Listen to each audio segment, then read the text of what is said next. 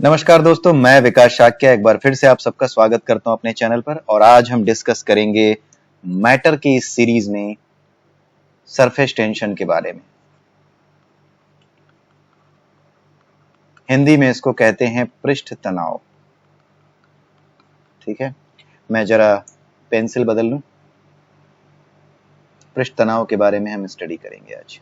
ठीक है, तो पृष्ठ तनाव होता क्या है, सबसे पहले हम ये देखते हैं। एक्चुअली जब हम पानी को फैलाते हैं इस तरीके से, सपोज करो ये पानी की बूंद है या फिर पानी आपने किसी सरफेस पे फैला दिया है।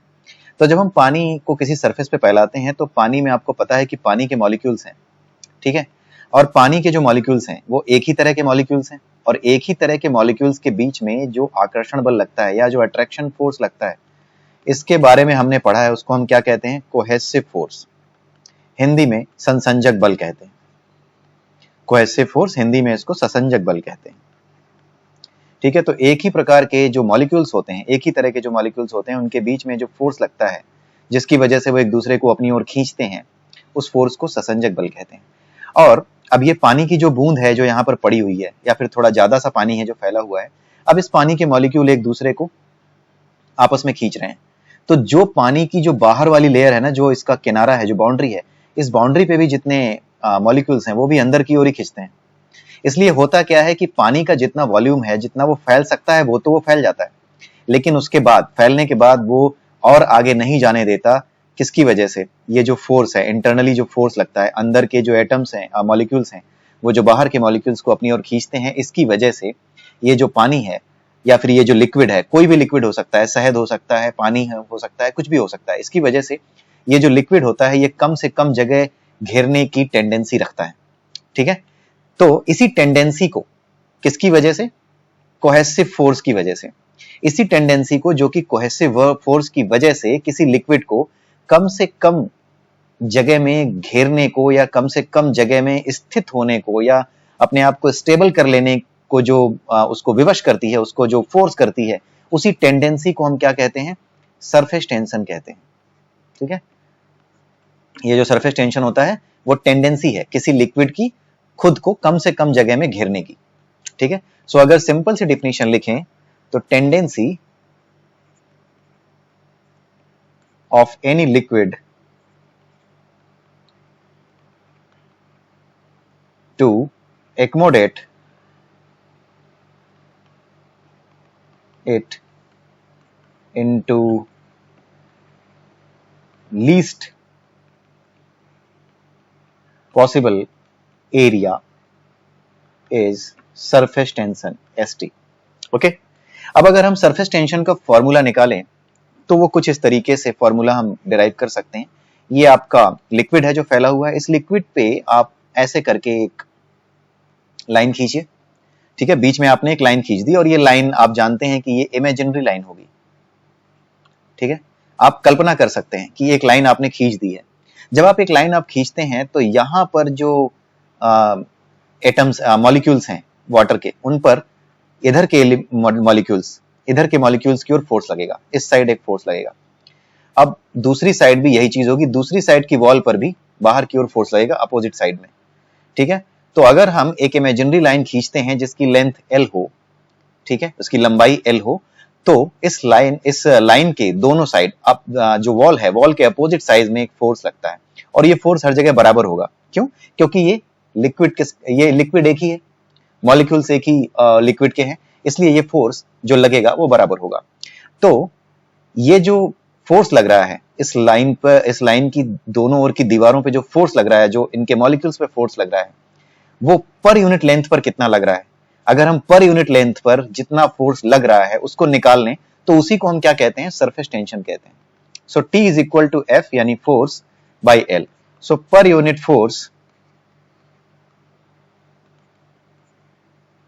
ऑन द इमेजिनरी वॉल, जो इमेजिनरी वॉल है उसके पर यूनिट लेंथ पर जो फोर्स लग रहा है उसी को हम क्या कहते हैं? सरफेस टेंशन कहते हैं। ये सरफेस टेंशन का फॉर्मूला है, T is equal to F by L। So F means newton, इसका जो यूनिट है वो न्यूटन होता है, और जो लेंथ है MKS सिस्टम में उसकी जो यूनिट होती है मीटर होती है. सो न्यूटन पर मीटर, और you can say like Newton m raised to the power -1. This is the unit of surface tension. ये जो है सरफेस टेंशन की यूनिट होती है न्यूटन प्रति मीटर. हिंदी में इसको लिख लीजिए, शुद्ध हिंदी में न्यूटन प्रति मीटर, ये इसका फॉर्मूला है. ठीक है, आइए अब आगे चलते हैं. और जो क्वेश्चन पूछा जाता है अक्सर आपके एग्जामिनेशन में, वो एक इंपॉर्टेंट क्वेश्चन ये आता है, बहुत ही छोटा सा क्वेश्चन है. What is the reason of पृष्ठ तनाव? What is the reason of surface tension? पृष्ठ तनाव का कारण क्या है? तो अभी हमने ऊपर उसको क्या किया, डिस्कस किया है. हमने कोहेसिव फोर्स के बेसिस पे इसको डिस्कस किया. सो पृष्ठ तनाव का कारण या फिर सरफेस टेंशन का जो रीजन है, वो रीजन क्या होगा? That will be cohesive force. Cohesive force की वजह से ये होता है. ठीक है, so cohesive force is the reason for surface tension. अब होता यह है कि आपका लिक्विड जो है वो स्थिर क्यों हो जाता है? आपके जो ये एटम्स हैं ये एक दूसरे को आपस में खींचते हैं. जितने फोर्स से ये खींचता है वो इतने फोर्स से ये खींचता है. दोनों फोर्स बराबर होते हैं. ठीक है, ये फोर्स इस फोर्स के बराबर होता है. बराबर होने की वजह से क्या होता है, दोनों फोर्स एक दूसरे को क्या कर देते हैं, जीरो कर देते हैं. लेकिन जो अर्थ है उसमें एक ग्रेविटेशन भी होता है, उसकी वजह से ये एटम्स, ये मॉलिक्यूल्स आपके जो है सरफेस की ओर क्या होते हैं, पुल होते हैं. तो जो रिजल्टेंट फोर्स है वो केवल और केवल ग्रेविटेशन फोर्स काम कर रहा होता है इन मॉलिक्यूल्स पे. Gravitation force on molecules is only the effective force. जो ग्रेविटेशन फोर्स काम कर रहा होता है मॉलिक्यूल्स पे, वही परिणामी बल होता है या इफेक्टिव फोर्स होता है. परिणामी बल हिंदी में कहते हैं और इफेक्टिव फोर्स, रिजल्टेंट जो फोर्स है उसको इंग्लिश में कहते हैं. तो जो रिजल्टेंट फोर्स है वो केवल ग्रेविटेशन फोर्स रह जाता है, जिसकी वजह से ये मॉलिक्यूल्स अपनी जगह पे स्थिर हो जाते हैं और पानी की जो बूंद है वो लगातार नहीं फैलती. ठीक है, ओके. अब हम आगे देखते हैं इसके बारे में. अब हम कुछ स्टडीज इसके ऊपर की जाती हैं सरफेस टेंशन के ऊपर. लाइक पहली स्टडी ये की जाती है mixing the other material in liquid. कोई लिक्विड है, उसका एक सरफेस टेंशन होगा. ठीक है, उस लिक्विड में अगर हम कोई अशुद्धि मिला देते हैं या इम्प्योरिटी, हिंदी में अशुद्धि कहते हैं, इंग्लिश में इम्प्योरिटी कहते हैं. तो अगर किसी लिक्विड में हम अशुद्धि मिला दें, जैसे इसमें उठाया डिटर्जेंट पाउडर डाल दिया पानी में. ठीक है, उठाया उसमें अल्कोहल डाल दिया पानी में, पानी की बात कर रहे हैं, पानी में अल्कोहल डाल दिया. ठीक है, इस तरह की चीज जो हम करते हैं, इस तरह की हरकतें जो करते हैं, इससे क्या होता है, इम्प्योरिटी मिलाने पर क्या होता है, सरफेस टेंशन कम हो जाता है, पृष्ठ तनाव कम हो जाता है. तो इसका इंपैक्ट क्या होगा, जो लिक्विड है अब ज्यादा फैलेगा. ठीक है, पहले जितना फैल रहा था उससे ज्यादा अब लिक्विड फैलने लगेगा. इसी वजह से आपका जो है डिटर्जेंट पाउडर मिलाया जाता है पानी में. ठीक है, पानी में डिटर्जेंट पाउडर मिलाने से क्या होता है, उसका सरफेस टेंशन कम हो जाता है, जिसकी वजह से वो ज्यादा से ज्यादा एरिया में फैल जाता है और कपड़ों को ज्यादा अच्छे से धो सकता है, उसकी सफाई ज्यादा अच्छे से हो पाती है, आसानी से हो पाती है. ठीक है, ओके.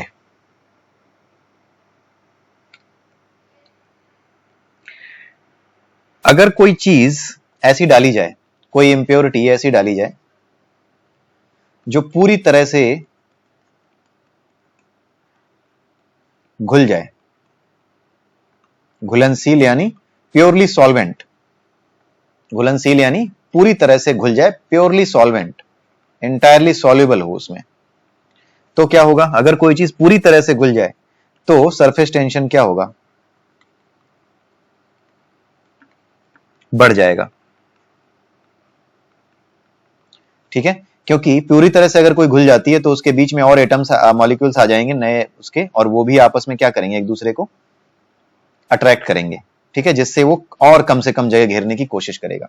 तो पूरी तरह से घुलनशील जब होते हैं तो वो सरफेस टेंशन को बढ़ा देते हैं, लेकिन ऊपर वाली जो इंप्योरिटी होती है वो अघुलनशील होती है.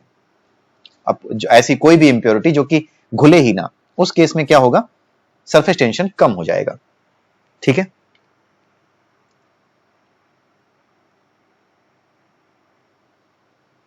अब हम आगे देखते हैं एक कॉन्सेप्ट होता है टेंजेंट एंगल का।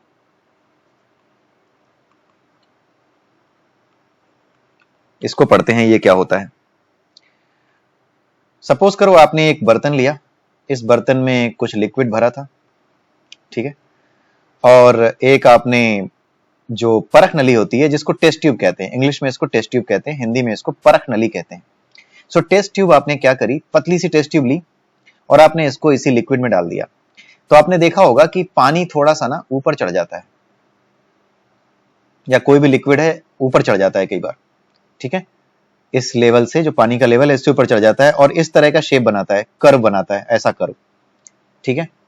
तो इस कर्व को अगर आप देखो तो यहां पर एक लाइन खींचो, टेंजेंट खींचो, टेंजेंट यानी स्पर्श रेखा, हिंदी में स्पर्श रेखा कहते हैं, टेंजेंट इंग्लिश में कहते हैं। सो टेंजेंट का मतलब आप जानते हैं, ठीक है। सो ये जो टेंजेंट आपने खींची है और ये जो पूरी की पूरी लाइन है इसको एक्स एक्सिस आप मानो, इसको एक्स एक्सिस मानो, और ये जो इसको ऐसे आप वाई एक्सिस मानो, ये एक्स एक्सिस है, ये वाई एक्सिस है। अब ये जो टेंजेंट आपने खींची है ये एक्स एक्सिस के साथ जितना एंगल बनाती है, इसी एंगल को हम क्या कहते हैं, टेंजेंट एंगल कहते हैं। इसी को टेंजेंट एंगल कहते हैं, ठीक है। और ये टेंजेंट एंगल दो तरीके का हो सकता है, ये एक्यूट भी हो सकता है, एक्यूट यानी न्यून कोण, हिंदी में कहते हैं न्यून कोण। न्यून कोण यानी लेस देन 90 डिग्री, जो कुछ भी 90 डिग्री से कम होगा एंगल, वही एक्यूट एंगल यानी कि न्यून कोण कहा जाता है। माफ कीजिएगा, जब भी मैं वीडियो बनाता हूं तो मेरे गले में पता नहीं कहां से कोई चीज आकर के फंस जाती है, सो माफी चाहूंगा उसके लिए। आइए देखते हैं आगे। तो ये एक्यूट एंगल होता है। अगर एक्यूट एंगल होता है, अगर कोई लिक्विड ऐसा है जो कि एक्यूट एंगल बनाता है, तो ये दो खासियत होगी इसकी, पहले तो ये ऊपर चढ़ेगा और दूसरी खासियत क्या होगी, ये बर्तन को भिगोएगा, ठीक है। एक तो ये ऊपर चढ़ेगा और दूसरा क्या, बर्तन को भिगोएगा, ठीक है। सो ये होती है आपकी जो स्पर्श कोण की खासियत होती है, वो यही होती है, बर्तन को जो भिगोएगा वो ऊपर चढ़ेगा, ठीक है। और अगर कोई ऐसा लिक्विड हो जो कि नीचे जाए, जिसमें कि सपोज आपकी ये परख नली है, इंग्लिश में टेस्ट ट्यूब कहते हैं, ये टेस्ट ट्यूब है। अब इसमें क्या होगा, ये नीचे जा रहा है, जो लिक्विड है परख नली में या फिर टेस्ट ट्यूब में नीचे जा रहा है। तो अब जो एंगल बन रहा है ना, ये एंगल बना, और ये रहा, सॉरी, और ये जो एक्सिस आप ले लीजिए, ये वाला जो एक्सिस है, ये एक्सिस एक्स एक्सिस ले लीजिए, ये वाई एक्सिस ले लीजिए। ये सीधा नहीं बन पा रहा है समहाउ, इसको आप वाई एक्सिस लीजिए, थोड़ा सीधा कर देता हूं मैं, यहां पे सीधा कर देता हूं, ये वाई है और ये रहा एक्स। तो यहां पर जो एंगल बन रहा है आपने देखा होगा, ये थीटा, ये कैसा है, ऑब्ट्यूज एंगल है। ऑब्ट्यूज एंगल हिंदी में इसको कहते हैं अधिक कोण, अधिक कोण जो कि 90 डिग्री से ज्यादा हो। तो ऐसा कोई भी एंगल, ऐसा कोई भी लिक्विड जो कि अधिक कोण बना रहा है, यानी 90 डिग्री से ज्यादा का कोण बना रहा है, ऑब्ट्यूज एंगल बना रहा है, तो उसकी दो खासियत होगी। पहली खासियत क्या होगी, वो नीचे जाएगा, और दूसरी खासियत क्या होगी, बर्तन को नहीं भिगोएगा।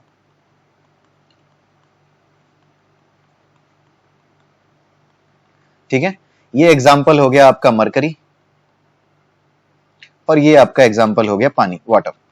पानी जो है भिगो देता है और मरकरी आपका नहीं भिगो पाता, तो ये नीचे जाता है, ठीक है। तो ये जो क्वालिटी है ना, अभी आपने टेंजेंट एंगल पढ़ लिया, ये जो क्वालिटी है जिसकी वजह से लिक्विड जो है वो ऊपर जाता है या नीचे आता है, इसी क्वालिटी को क्या कहते हैं, कैपिलैरिटी कहते हैं। दिस क्वालिटी जिसकी वजह से जो लिक्विड है ऊपर जाता है या नीचे आता है, this quality of liquids is called capillarity. इसी क्वालिटी को हम क्या कहते हैं, कैपिलैरिटी। हिंदी में इसको, हिंदी मीडियम के स्टूडेंट्स इसको नोट कर लें, दिस इज नोन एज केशिकत्व। हिंदी में इसको क्या कहते हैं, केशिकत्व, ठीक है। शुद्ध हिंदी नोट करते जाइए, इसको केशिकत्व कहा जाता है, ठीक है। अब केशिकत्व तो आपने पढ़ लिया, अब हम पढ़ते हैं केश नली। अब इंग्लिश मीडियम वाले नोट कर लें, इंग्लिश में इसको कहते हैं कैपिलरी, ठीक है, कैपिलरी कहते हैं। अभी आपने बात की थी इसकी परख नली की, ठीक है। अब हम क्या करते हैं, एक बहुत पतली नली लेते हैं, बहुत पतली, बहुत ही ज्यादा पतली। जब हम बहुत पतली नली लेते हैं तो उसमें लिक्विड क्या होता है, थोड़ा और ऊंचाई तक चढ़ता है, ठीक है। और जो है ये बहुत पतली नली जो होती है, इसकी वजह से ये ऊंचाई ज्यादा से ज्यादा एक्सेप्ट करता चला जाता है, ठीक है।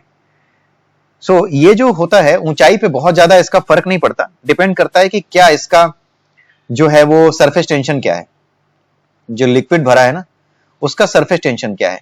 पतला होने की वजह से उसको ऊपर चढ़ने में आसानी जरूर होती है, बट लंबाई से फर्क नहीं पड़ता। हम देखते हैं इसका क्या फॉर्मूला होता है कि कितनी ऊंचाई तक चढ़ेगा। किसी भी केश नली में, केश नली क्या होती है, बहुत कम रेडियस वाली, बहुत कम रेडियस वाली एक नली होती है, बहुत कम रेडियस वाली नली, ठीक है, ये केश नली होती है।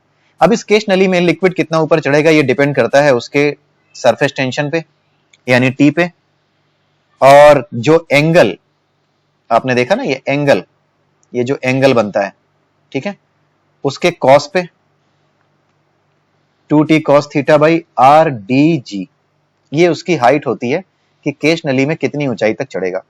अब इसमें देखिए टी तो आपको पता है सरफेस टेंशन, थीटा आपको पता चल गया, आर मींस रेडियस यानी त्रिज्या, हिंदी में कहते हैं त्रिज्या, रेडियस ऑफ कैपिलरी।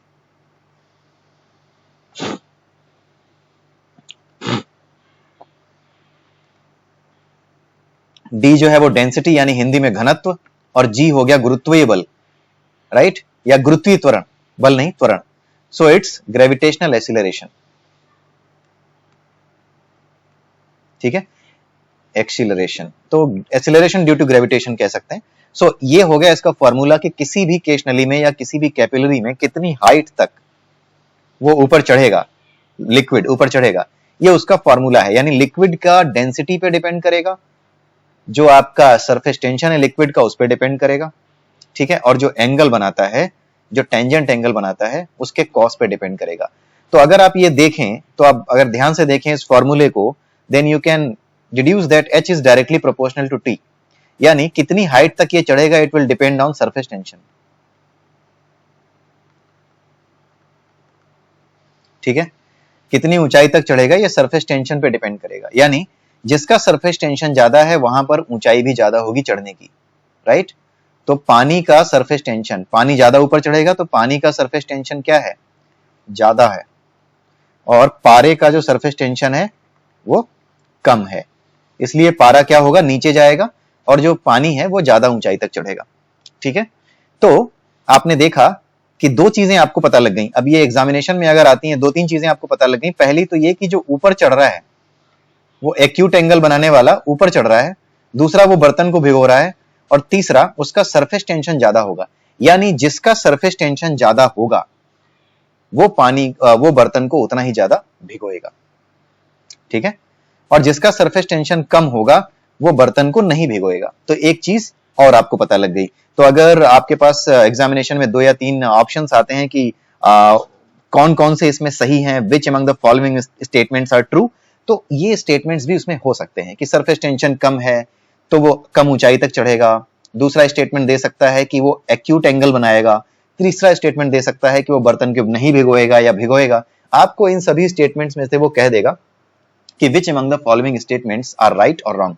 सो इसी तरीके से क्वेश्चंस आपके एग्जामिनेशंस में बनते हैं और ऐसे ही क्वेश्चंस पूछे जाते हैं, राइट। इसीलिए आपको इन चीजों पे जो बेसिक कॉन्सेप्ट्स हैं इन पे बहुत ध्यान देना चाहिए। ये बेसिक जो जनरल साइंस है, जो हमारी जनरल लाइफ में जो चीजें देखते हैं उन्हीं के बेसिस पे जो चीजें बनती हैं, जो क्वेश्चंस बनते हैं वही पूछे जाते हैं, और उसके पीछे का जो साइंस है, जो जनरल अंडरस्टैंडिंग है ऑफ दैट साइंस, वही क्वेश्चंस के फॉर्म में आती है। क्वेश्चंस बहुत सिंपल आते हैं, अगर आपने बेसिक कॉन्सेप्ट्स क्लियर कर रखे हैं उतने में ही आपकी सारी चीजें क्लियर हो जाती हैं। अगर आप इंडिपेंडेंटली ऐसे क्वेश्चन को देखें तो आप कंफ्यूज हो जाएंगे, लेकिन अब एक बार आप इस चीज को समझ लें, माफ कीजिएगा, जैसे कि मैंने पहले बताया जब भी मैं वीडियो बनाता हूं तो डकार आना और ये सब चीजें बहुत होती हैं मेरे साथ, सो पार्डन मी फॉर दैट, ठीक है। आइए हम आगे देखते हैं। सो पानी के ऊपर और नीचे चढ़ने का कारण क्या है? पृष्ठ तनाव है। केश नली में पानी के ऊपर या नीचे चढ़ने का कारण क्या है? पृष्ठ तनाव है। इसके यूज क्या होते हैं? पहला तो यूज होता है दिए में बाती जो लगाई जाती है, दिए में बाती में तेल का ऊपर चढ़ना किस कारण से होता है? क्यों चढ़ता है? सो जो बाती होती है ना, उस बाती में जो बीच बीच में जगह होती है, वो जगह किसकी तरह काम करती है? केश नली की तरह काम करती है। और जो हमारा तेल होता है उसका सरफेस टेंशन अच्छा खासा होता है, इसलिए ये ऊपर चढ़ता है। तो इसका एक्सप्लेनेशन ऐसे दिया जाता है, ठीक है। उसके अलावा एक चीज और होती है। अब रीजनिंग कुछ देख लेते हैं, रीजनिंग के क्वेश्चंस, क्योंकि मेरी जो नाक है वो मुझे अलाउ नहीं कर रही। मेरा जो गला है वो अभी पूरे दिन भर में अचानक से कुछ ऐसा बिहेव करने लगा है कि मैं ज्यादा एक्सप्लेन नहीं कर पाऊंगा। सो लेट्स सी, पानी के तल पर तेल की बूंदों का फैल जाना, पानी के सरफेस पर तेल की बूंदों का फैलना, ये क्यों फैल जाती हैं? कैसे एक्सप्लेन करेंगे आप? ये पानी है, इसके ऊपर तेल की बूंदें ना तैरती रहती हैं, मिलती नहीं है। आपने दो चीजें पढ़ी हैं, कोहेसिव फोर्स और दूसरी चीज पढ़ी है एडहेसिव फोर्स। हिंदी मीडियम वाले समझ लें, कोहेसिव फोर्स का मतलब है संसंजक और एडहेसिव फोर्स का मतलब है आसंजक। संसंजक बल होता है एक ही प्रकार के मॉलिक्यूल्स के बीच जो बल लगता है वो संसंजक या कोहेसिव फोर्स होता है। तो जो तेल के एटम्स, तेल के मॉलिक्यूल्स के बीच में जो फोर्स लगता है ना, वो तेल और पानी के बीच जो एडहेसिव फोर्स होता है उससे क्या होता है? ज्यादा होता है। तो तेल के मॉलिक्यूल्स के बीच में जो फोर्स लग रहा है, जो कोहेसिव फोर्स लग रहा है, वो तेल और पानी के बीच में जो एडहेसिव फोर्स होता है, आसंजक बल। आसंजक बल किसके बल बीच में लगता है? दो अलग अलग मैटर के मॉलिक्यूल्स के बीच में जो फोर्स लगे वो आसंजक बल होता है, इंग्लिश में उसको एडहेसिव फोर्स कहते हैं। सो यहां पर क्या है, तेल के जो एटम्स हैं, तेल के जो मॉलिक्यूल्स हैं, उसके मॉलिक्यूल्स के बीच में जो फोर्स लग रहा है वो तेल और पानी के मॉलिक्यूल्स के बीच में लगने वाले फोर्स से ज्यादा हो जाने की वजह से तेल में वो नहीं जा तेल जो है वो पानी में नहीं मिलता, पानी की ओर नहीं खिंचता और वो पानी में नहीं मिलता, ठीक है। तो इस तरीके से आप जो है एक्सप्लेन कर सकते हैं। कई बार ये एग्जामिनेशन में भी आ सकता है कि पानी के तल पर तेल की बूंदें क्यों फैल जाती हैं, इसका रीजन क्या है, सरफेस टेंशन से उसका क्या रिलेशन है, इस तरह की चीजें पूछी जा सकती हैं। कोहेसिव और एडहेसिव फोर्स के बेसिस पे उसका एक्सप्लेनेशन करने के लिए कोई ऑप्शन दिया जा सकता है। वर्षा की बूंदें गोलाकार क्यों होती हैं? वर्षा आप जान ही रहे होंगे, इंग्लिश में बताने की जरूरत नहीं है। रेन, पानी की बूंदें जो बारिश के साथ बरसती हैं वो गोलाकार क्यों होती हैं? पृष्ठ तनाव के कारण, ठीक है। वो कम से कम जगह घेरने की कोशिश करती हैं और जो कम से कम जगह घेरने पर जो आकृति बनती है, जो बेस्ट पॉसिबल आकृति बनती है, वो क्या होती है? वो एक स्फेयर की होती है। इसीलिए वर्षा की बूंदें स्फेरिकल होती हैं, यानी गोलाकार होती हैं, ठीक है। एक क्वेश्चन और पूछा जाता है, पारा, इसको क्विक सिल्वर कहा जाता है। क्विक सिल्वर किसे कहते हैं? कई बार ये क्वेश्चन पूछा जा सका है, what is known as quicksilver? तो पारा जो मरकरी होता है उसी को हम क्विक सिल्वर कहते हैं, पारा को इंग्लिश में मरकरी कहते हैं, ठीक है। और एक क्वेश्चन और आता है कई बार, रीजनिंग का एक क्वेश्चन और देख लेते हैं। ये आपकी समुद्र है, आपका समुद्र है, समुद्र की तली है, ये समुद्र के ऊपर पानी बह रहा है। समुद्र की तली में एक बुलबुला बनता है और ये बुलबुला जैसे जैसे ऊपर आता है उसका साइज क्या होता है? बड़ा होता चला जाता है, ठीक है। क्यों बड़ा होता है? इसका रीजन ये है कि तली में क्या होता है? प्रेशर बहुत ज्यादा होता है। प्रेशर ज्यादा होने का मतलब क्या है? यहां पर जो पानी के एटम्स हैं वो बहुत ज्यादा नजदीक आ जाते हैं, पानी के जो मॉलिक्यूल्स हैं बहुत ज्यादा नजदीक आ जाते हैं, तो इनके बीच में जो एक फोर्स लगता है जो इसको खींचता है, पानी का मॉलिक्यूल आपस में एक दूसरे को जो खींचते हैं बुलबुले के ऊपर, वो क्या होते हैं? वो ज्यादा होते हैं, उनमें आपस में एक दूसरे को खींच करके दबा करके रखने की प्रवृत्ति होती है, जिसकी वजह से इसका आकार यहाँ पे कम होता है। लेकिन जैसे जैसे ऊपर आते हैं प्रेशर कम होता जाता है। प्रेशर कम होने की वजह से यहाँ पे एटम्स कम हो जाते हैं, तो ये फोर्स धीरे धीरे कम होता है और ये फैलना शुरू होता है। इसी वजह से जब तक ये तली पर आता है इसका आकार सबसे बड़ा होता है। तो ये भी कई बार पूछा जाता है कि पानी का बुलबुला जब नीचे से ऊपर आता है तो किस वजह से उसका साइज बड़ा हो जाता है, तो surface tension is the reason. ठीक है, ये रीजनिंग आप देंगे। उसके अलावा एक और आता है क्वेश्चन, स्याही, इंग्लिश मीडियम वालों के लिए इंक। इंक जब आपके कागज पे पड़ती है, स्याही कागज पर सोख ली जाती है, वो उसको सोख कैसे लेता है? ये कागज के अंदर ना छोटे छोटे से यहां पर ना छेद होते हैं। ये छेद किसकी तरह काम करते हैं? कैपिलरी की तरह काम करते हैं। कैपिलरी को हिंदी में क्या कहते हैं? केशनली। इसी केशनली की वजह से जो स्याही होती है, इसका जो पृष्ठ तनाव होता है, जो सरफेस टेंशन होता है, वो इतना होता है कि ये इसकी ओर खिंचता चला जाता है, इसमें ऊपर की ओर, यानी कि इसमें जो कागज में जो केशनली है उसमें ये चढ़ता चला जाता है और ऊपर जो भी स्याही फैली है उसको सोख करके अंदर भिगो लेता है कागज अपने आप को, और कुछ समय बाद पूरा का पूरा सूख भी जाता है। इस तरीके से स्याही कागज पर क्यों सोखी जाती है? क्योंकि रीजन क्या होता है? सरफेस टेंशन से सीधा रिलेशन है। सरफेस टेंशन प्लस कैपिलरी के बेसिस पे आप वो करोगे, प्लस और कुछ नहीं, आपका सरफेस टेंशन जहां आता है वहां पे आपका कोहेसिव फोर्स आता ही है। तो तीन चीजों के बेसिस पे आप एक्सप्लेन कर सकते हो। सरफेस टेंशन अगर दिया हो तो, कैपिलरी दी हो तो, और कोहेसिव फोर्स दिया हो तो तीनों में से कोई भी ऑप्शन दिया हो वो सही होगा। अगर तीनों एक साथ दिए हैं तो तीनों को ही सही लगाएंगे आप। अगर सिर्फ सरफेस टेंशन की बात करता है कि सरफेस टेंशन की वजह से ऐसा होता है, जो कि बहुत कम चांसेस होते हैं इसकी बात करें, क्योंकि मेन रीजन होता है कैपिलरी और उसमें स्याही का अंदर की ओर बढ़ते जाना। ठीक है, सरफेस टेंशन की वजह से, स्याही के सरफेस टेंशन की वजह से। तो दो ऑप्शंस में से ही चीजें आ सकती हैं। कोहेसिव फोर्स वाली चीज बहुत ही कम पूछी जाती है, इसके चांसेस ज्यादा होते हैं कि ऑप्शन में आपको कैपिलरी जब मिलेगा तो आप उसको कैपिलरी को सही चूज करेंगे, कैपिलरी पे सही आंसर आप लगाएंगे। ठीक है, तो ये था आपका पूरा का पूरा आज का सेशन। और आज के सेशन में हमने सरफेस टेंशन और इसके कुछ जो है रीजनिंग के क्वेश्चन देखे। ये क्वेश्चन बहुत इंपॉर्टेंट है, आप इनको नोट कर लीजिएगा अच्छे से। ये क्वेश्चंस बार बार आपके एग्जामिनेशन में पूछे जाते हैं, देयर इज नो डाउट कि ये पूछे ना जाएं, ये जरूर पूछे जाते हैं आपके, चाहे रेलवे का एग्जामिनेशन हो, चाहे यूपीएससी का हो, चाहे एसएससी का हो, कोई भी हो। इस वीडियो को बार बार देखिए और जो कुछ भी इसमें समझाया गया उसे बार बार समझिए कि क्या बताया गया है। ठीक है, और क्यों ये आपका जो है वो एक्यूट एंगल बनाता है, क्यों ऑब्ट्यूज एंगल बनाता है केशनली में जब कोई भी लिक्विड ऊपर चढ़ता है, उसका रीजन क्या है, सरफेस टेंशन की वजह से वो नीचे कैसे जाता होगा, ये सारी की सारी चीजें आप जो है पढ़ के देख सकते हैं। ठीक है, इसको बार बार रिवाइज करिए मेरे वीडियो को। और इसी के साथ आज की वीडियो यहीं पर समाप्त करता हूं मैं। अगली वीडियो में हम फिर मिलेंगे कुछ नए टॉपिक्स के साथ। तब तक के लिए हैव अ नाइस डे।